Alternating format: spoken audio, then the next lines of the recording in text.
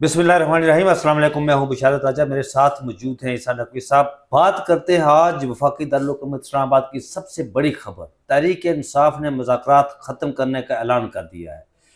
तहरीक इंसाफ ने जो डेडलाइन दी थी वो 31 जनवरी तक थी। शाह साहब, मुझे ये बताइए कि तहरीक इंसाफ ने अपनी डेडलाइन जो दी थी उसका इंतजार क्यों नहीं किया? इसके पीछे असल कहानी क्या है? देखें, इसके पीछे कहानी नहीं है, इसके पीछे पूरी साइंस है। अच्छा, उस साइंस के ऊपर बात करते हैं, क्योंकि देखें इस वक्त एक बहस अलहदा है जो हम बाद में कवर करेंगे, उसके ऊपर बात करेंगे। वो इस वीडियो की बहस नहीं है कि इस मुज़ाकरात का फायदा किसको हुआ और नुकसान किसको हुआ। ये जो वक्त गुजरा है, तकरीबन आप समझें कि 1 महीना मुज़ाकरात की कहानी उलझी रही, और आज आकर मुज़ाकरात का जो धड़न तख्ता हुआ है वो जिस नोट पर हुआ है, तो इख्तिताम पे आप ज़ाहिर है कि कोई भी एपिसोड होती है तो आप आखिर में फिर ये कंक्लूजन निकालते हैं ना, क्या खोया क्या पाया। बिल्कुल ऐसे ही, यानी खाया ना पिया, गिलास थोड़ा 12 आने, लेकिन ये 12 आने का नुकसान हुआ किसका है? तहरीक इंसाफ का कितना नुकसान हुआ है, हुकूमत का कितना, कौन लूजिंग एंड पे है, कौन विनिंग एंड पर है, इस पर हम करेंगे बाद में बात। अभी तो बात करेंगे कि आज वो सवाल एड्रेस हो गया। कुछ तैयारी चल रही थी जो धरी की धरी रह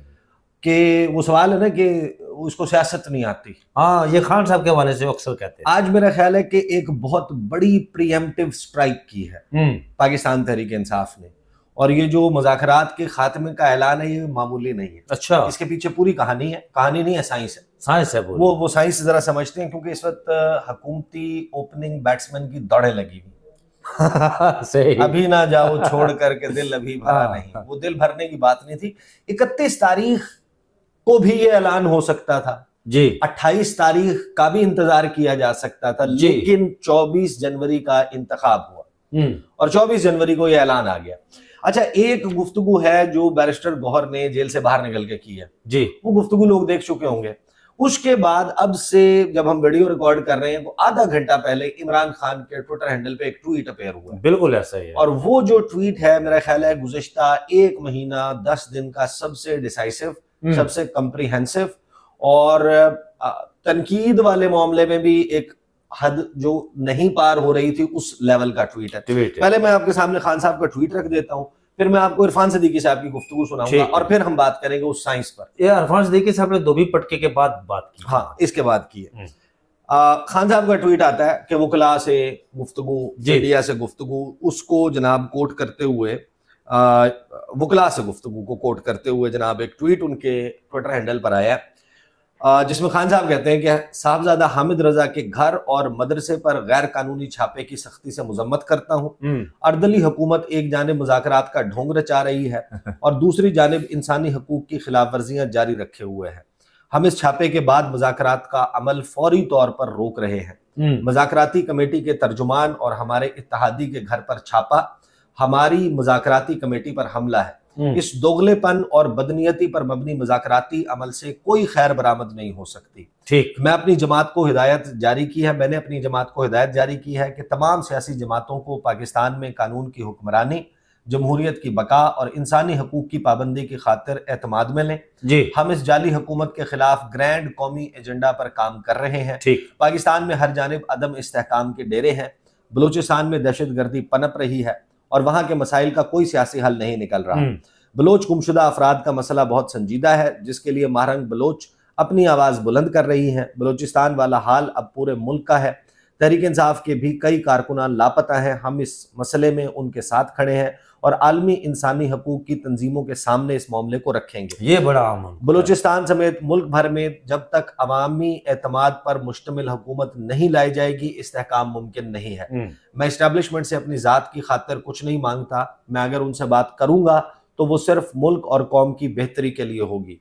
असल कंट्रोल तो उनके हाथ में है, बाकी सब उनकी कठपुतलियां हैं जो उनके इशारों की मुंतज़िर रहती हैं।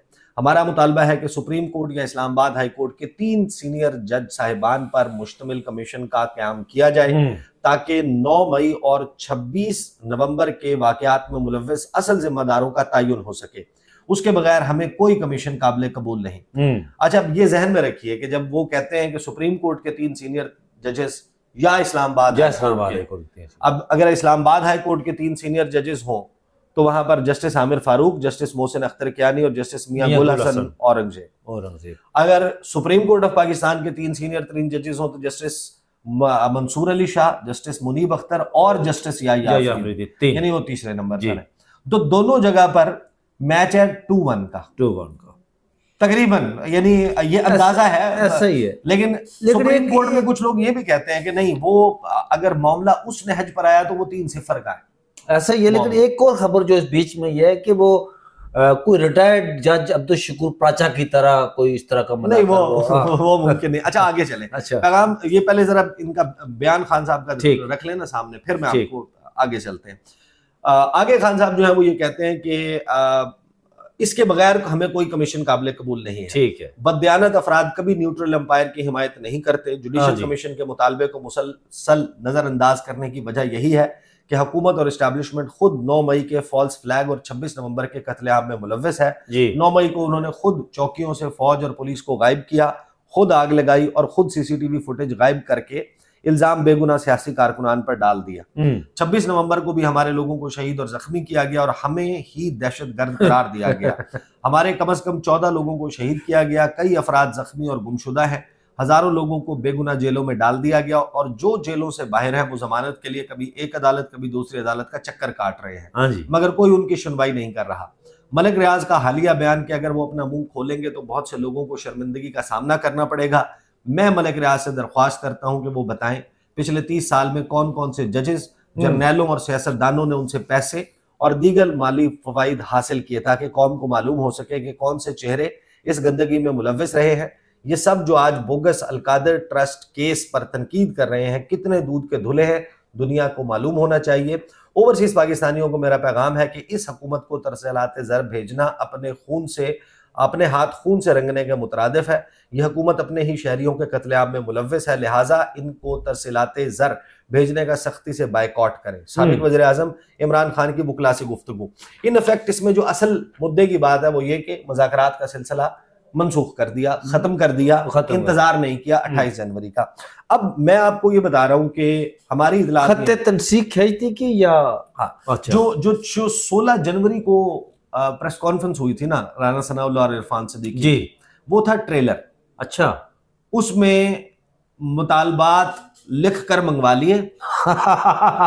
उसके जवाब में हुकूमत ये सेंस कर रही थी कि जब वो कहेंगे ना कि लिख कर दें सियासी कैदी फला ये FIRs हैं, तो उसमें इमरान खान का नाम लिखा होगा, उसमें डॉक्टर यास्मीन राशिद का नाम लिखा होगा, उसमें सेनेटर एजाज चौधरी का, मियां महमूद रशीद का नाम लिखा होगा, उमर सरफराज चीमा का नाम लिखा होगा, दीगर इनके लोगों के नाम लिखे होंगे। फिर वो सफ़े को लहराएंगे और वो कहेंगे कि ये देखें जनाब लिख के इमरान खान के लिए NRO, ये देखें नाम इमरान खान का, ये मुकदमा इमरान खान का खत्म करने का हमसे मुतालबा किया है। अब तहरीक इंसाफ एक तो ये चीज सेंस कर रही थी, दूसरा हुआ ये कि जब इन्होंने मुतालबात रखे जुडिशल कमीशन के, आपको वो प्रेस कॉन्फ्रेंस याद है, उस प्रेस कॉन्फ्रेंस में हुकूमत ने तो ऐलान ही कर दिया ना, एक लफ्ज लगाया प्रेमा फिशाई जी के बादिउन नजर में, उन्होंने कहा ये मुतालबा भी गलत है, ये भी प्रोपेगेंडा है, ये झूठ है, ये झूठ है। भाई जब हुकूमत का माइंडसेट डिस्क्लोज हो गया, अब वो तैयारी ये कर रहे थे कि एक तो टाइम पास हो जाएगा और 28 जनवरी को तसल्ली से लिख कर पॉइंट बाय पॉइंट इनको जवाब देंगे कि आपका कोई मुतालबा हम नहीं मान रहे, उसकी वजह ये है, वजह नंबर 1 2 3 10-15 वजूहात, आपका ये TOR ठीक है कूड़े की टोकरी में, ये TOR कूड़े की टोकरी में, ये तमाम चीजें इसके इंडिकेशंस हमें यहाँ पर आंखें और कान खोलकर हम भी बैठते हैं। जी बिल्कुल ऐसा ही है। तो हमें मालूम था कि हुकूमत की तैयारी क्या चल रही है। अब हुकूमत वो लिख कर देती तो आप सोचें क्या होता कि हुकूमत उस पॉइंट पर आकर, ये है टांग ऊंची रखने की बात कि किसकी टांग ऊपर है। सही, हुकूमत ने तो पूरी तैयारी कर ली थी। अब इस पॉलिटिकल मूव से वो जो है ना सवाल की सियासत नहीं आती, सियासत खान साहब कुछ अब हुकूमत वो प्रेस कॉन्फ्रेंस ही नहीं कर सकती। अब खान को सियासत नहीं आती कि नहीं, अब हुकूमत जो है वो लिख कर उनके मुतालबात का जवाब देने की जोगी नहीं रही, कागज नहीं ला सकती। अब वो आकर वो जो एक प्रेस कॉन्फ्रेंस होनी थी, वो जो एक जेली कमेटी ने बैठना था, बैठकर इनके जो डिमांड है ड्राफ्ट चार्टर ऑफ डिमांड उसका वर्ड बाय वर्ड, जुमला बाय जुमला एक जवाब तरतीब दिया जाना था। एक बड़ी भरपूर प्रेस कॉन्फ्रेंस होनी थी 28 जनवरी को, और उसमें 28 जनवरी को और ये जवाब देना था कि जनाब ये भी फारिग, ये भी फारिग, ये भी फारिग। अब हुकूमत वो किस मुंह से करेगी? वो तो कहते हैं कि हमने मुज़ाकरात खत्म कर दिए। अब माने तो भी, ना माने तो भी एक विन विन सिचुएशन क्रिएट हुई है तहरीक इंसाफ के लिए। अदरवाइज मैं आपको ये बता रहा हूं कि तहरीक इंसाफ मुज़ाकरात में लूजिंग एंड पर है। लेकिन आप तड़प देखें, ये जरा गुफ्तगू सुने इरफान सदीकी साहब क्या फरमा रहे हैं। इरफान सदीकी साहब ने जो 1 मिनट 39 सेकंड भरपूर है ये एंटरटेनमेंट से, इसमें शेर व शायरी भी है और इसका जो बेसिकली ये उन्होंने अल्फाज एग्जैक्ट ये इस्तेमाल नहीं किए, वो गाने वाला वो उन्होंने इस्तेमाल किया मुखड़ा। अच्छा, लेकिन इसका मतलब यह है कि अभी ना जाओ छोड़ के दिल अभी भरा नहीं। सुने। जो मैं समझा हूं कि अगर आज जुडिशल कमीशंस का हम ऐलान नहीं करते, जो कि इस वक्त तक नहीं हुआ, तो वो 12 बजे के बाद से या कल से, बल्कि अभी से मुज़ाकरात के सिलसिले को ख़त्म कर रहे हैं।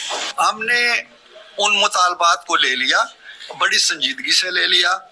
हमारी कमेटी उन्हीं 7 जमातों की फिर बैठ गई, हमने डेलिब्रेशंस की, मुज़ाकरात आपस में किए। परसों भी 2 घंटे बैठे, आज भी 2 घंटे बैठे, हमारा कल भी बैठना तय था। लेकिन आज जो उन्होंने कहा है वो मेरे लिए बड़ा अफसोसनाक है। मैं सिर्फ ये कह सकता हूँ कि जिस जमात ने जो हमसे हाथ मिलाना नहीं चाहती थी, जो समझती थी कि ये चोर हैं, ये डाकू हैं, इनके करीब नहीं जाना, इनसे हाथ नहीं मिलाना, वो हमसे हाथ मिलाने पे राजी हो गए। और राजी होने के बाद मुझे नहीं समझ आती कि इन 7 दिनों के अंदर ऐसी क्या चीज हुई है। और हम 28 की डेडलाइन को मीट करने के लिए अब भी बड़ी तंदही से काम कर रहे हैं। मुझे कोई लफ्ज मिल नहीं रहे सिवाय इस शेर के कि उनको आने की भी बेताबी थी और जाने की भी जल्दी है बहुत। इसे जा रहे हैं वापस। हम उन्हें कहते हैं कि अभी ना जाएं, कुछ दिन ठहर जाएं, मौसम खुशगवार होने दें, साजगार होने दें। जिन जो अहदाफ आपके हैं या जिसमें आपकी एक्सपर्टीज है या जो कुछ आप पहले करते रहे हैं, वो 6 दिन बाद भी हो सकता है। बेसिकली हुकूमत जो है वो ये सेंस कर रही है कि तहरीक इंसाफ एहतजाजी तहरीक पे जाने लगी है। और ये एहतजाजी तहरीक मुख्तलिफ होगी, क्योंकि पहले बाइडन इंतजामिया का एक घना सायादार दरख्त, असल बात ये है, उसने छांव रखी हुई थी मौजूदा हुकूमत पे। अब जो हैंडलिंग है उस एहतजाज की वो कैसे करेंगे?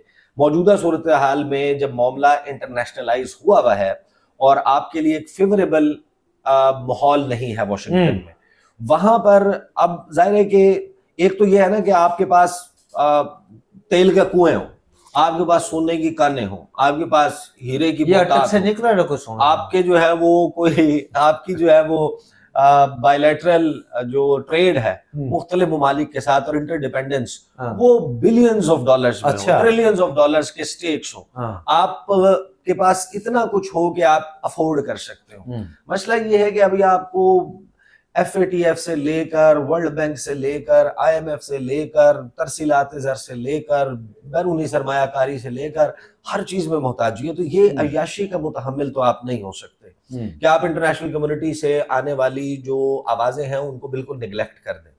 आप एक टाइट रोप के ऊपर वॉक कर रहे हैं।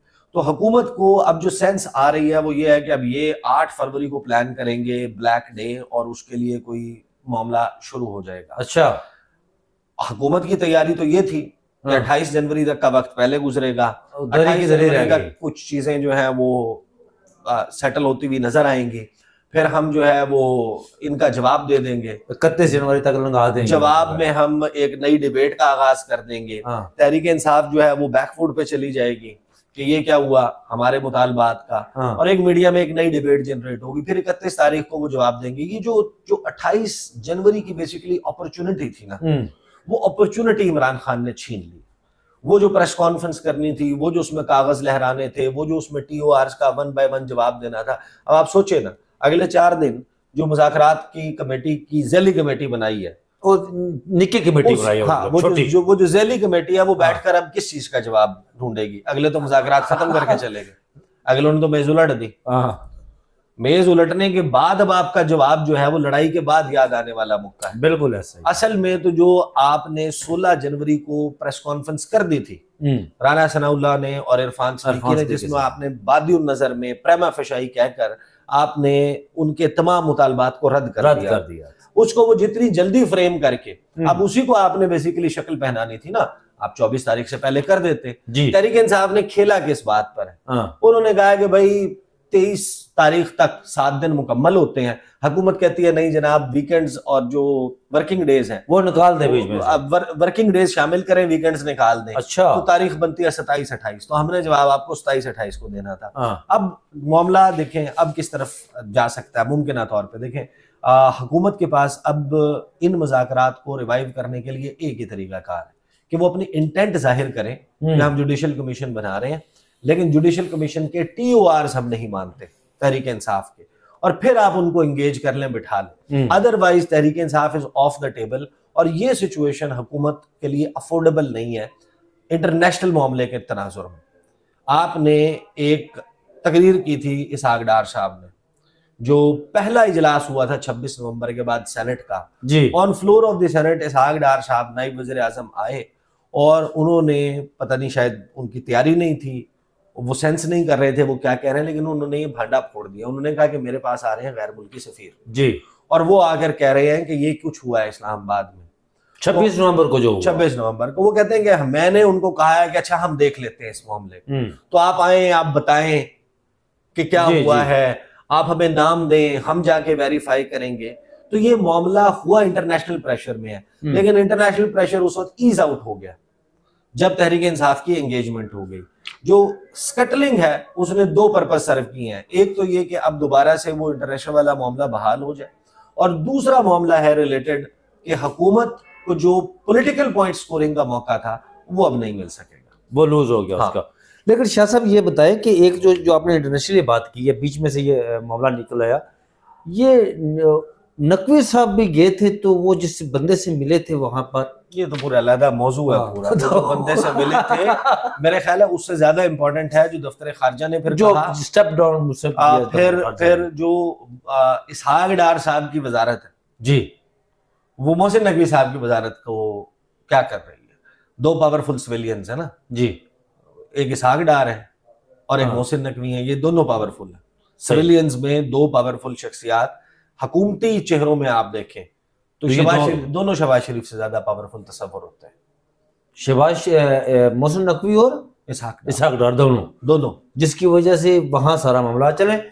आपने शाहरुख पर बहुत सारा कुछ बता दिया, इस पर जो विल्सन के साथ जो कुछ हुआ। मुझे और शाह साहब कुछ दीजिए इजाजत, अपना बहुत सा ख्याल रखिएगा। अल्लाह हाफिज।